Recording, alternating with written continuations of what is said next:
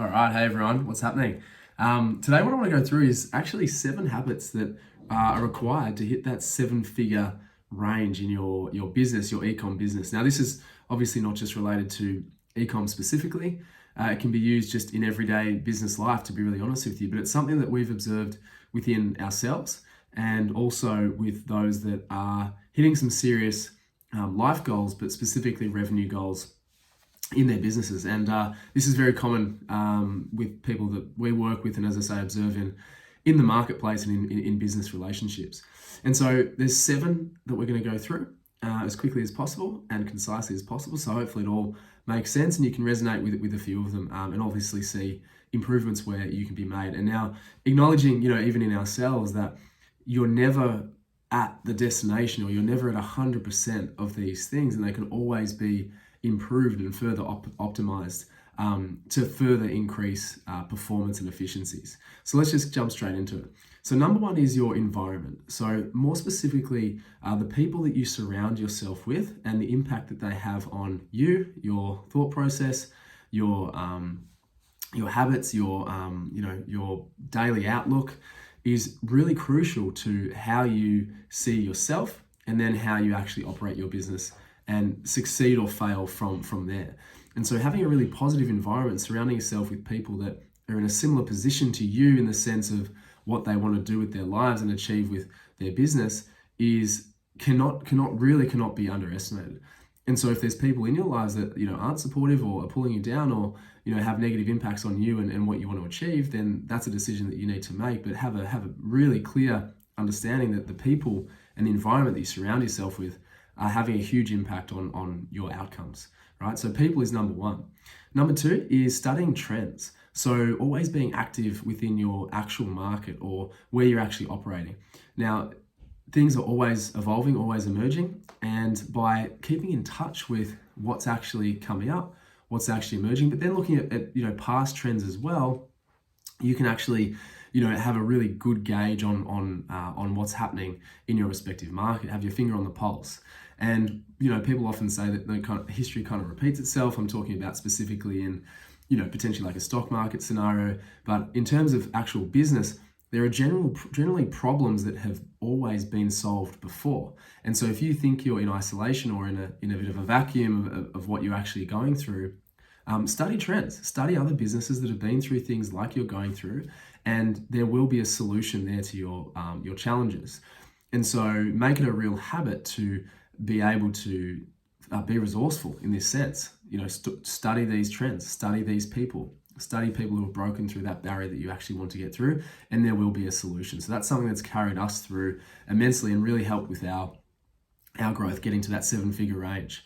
The third thing is your physical health, right? So being able to eat well, sleep well, and exercise. We have routines. I have a personal routine where we do that every single morning, sleep well at night, and make sure we get plenty of rest, because it actually impacts so heavily on everything else. This could actually be the number 1 thing, right? If you don't have your health, you have nothing.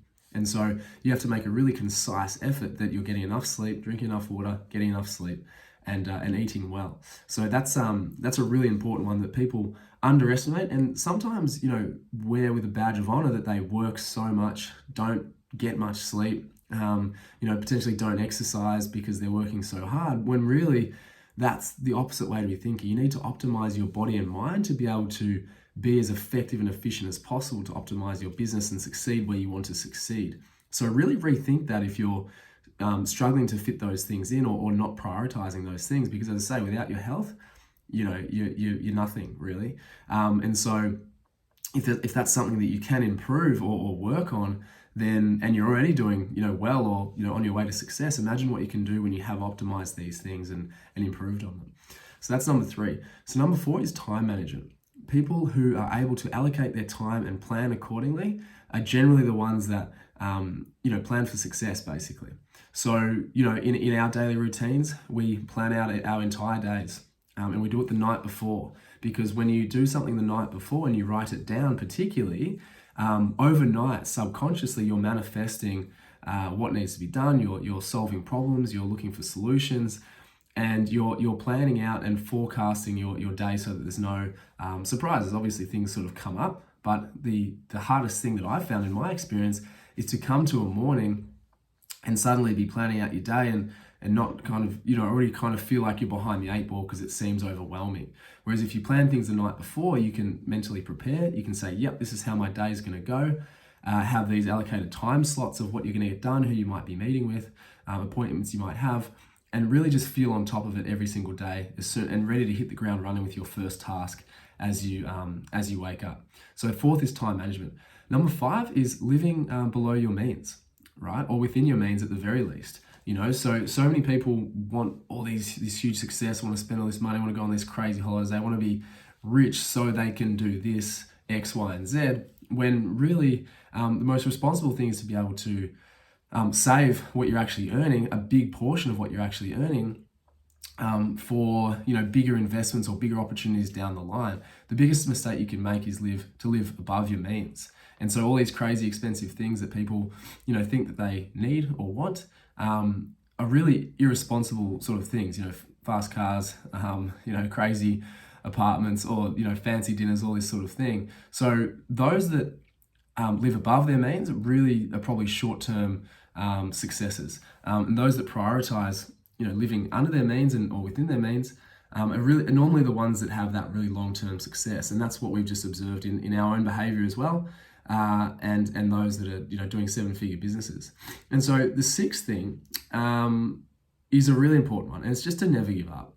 Honestly, never give up on what you're trying to do, what you're trying to achieve, progressing forwards.